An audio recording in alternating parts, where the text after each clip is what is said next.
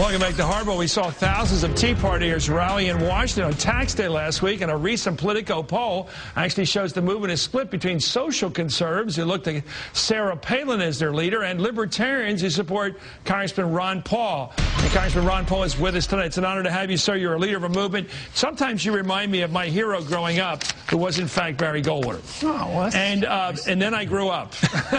Oh, and I began to see the complications of life, like people get old and they don't have a lot of ability to save money, so they need Social Security.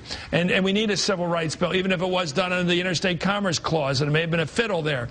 But the fact is, it isn't always as clear and simple as libertarian philosophy argues. But you have stuck to your position. You are a libertarian at your age. You still believe way less government is way better. But aren't we on the verge of proving our point? Social Security sounds good, but it's broke. And even if they take care of sending out the checks, eventually the checks won't buy anything because we'll just print the money. So I think our point has been proven. That's what this whole movement's about. That's what the Tea Party movement's about. Okay, let me give you the failure of government is everywhere around us. Well, what about let's just take the most thing. I used to argue this with my dad, who was sort of middle-of-the-road Republican. I'd try to take your position. And he would say, yeah, but some people just don't save money. Maybe they don't have the discipline. Maybe they don't have the financial ability. They live paycheck to paycheck. All of a sudden, they're 65. They don't have any money. And in the old days, you'd move in with your kids. And in modern society, the kids have already moved to the suburbs. You're in the old neighborhood.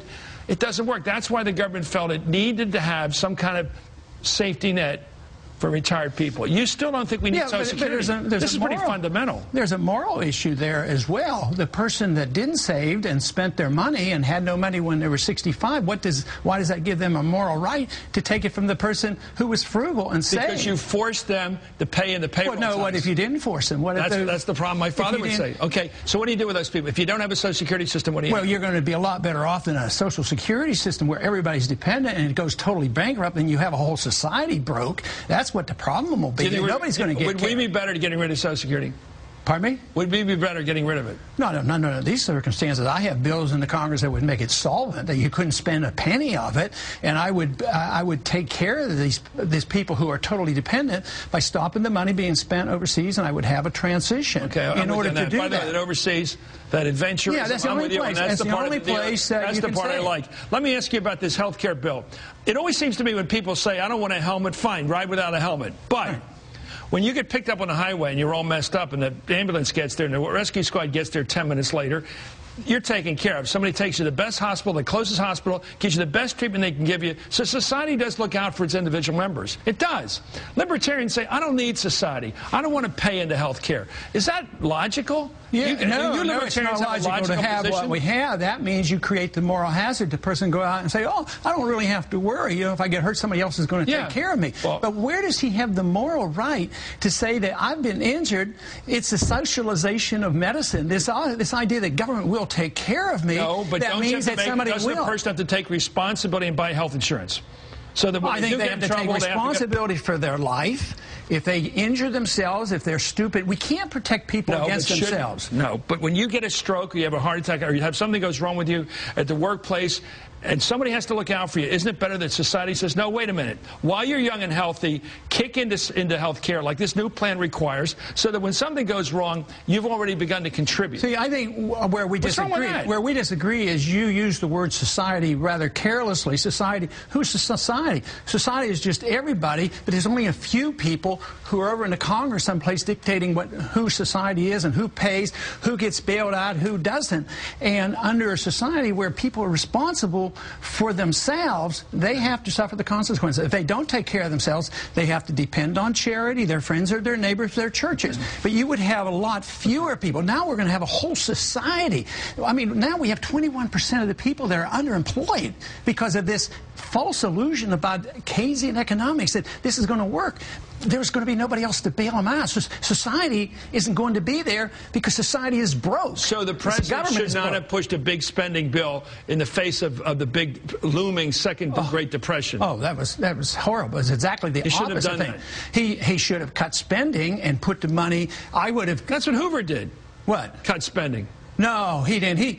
Hoover was every bit as bad as Roosevelt. Roosevelt just continued the Hoover program. Okay, you want to go back to Coolidge? Huh? You want to go back to Coolidge? Well, you love Coolidge. How about you guys love Coolidge? No, no. How about Thomas Jefferson? How about a few people like that believed in freedom and free market? Let's take a look at this at the Tea Party movement. That you, in a way, you and Barry Goldwater going back, people who believe there's too much government, too much Big Brother. I understand the impulse. Some people in the Tea Party movement don't exactly go along with that. They're more for Palin. They love, you know, outlaw abortion, a lot of other issues. They're very concerned. They don't like same sex.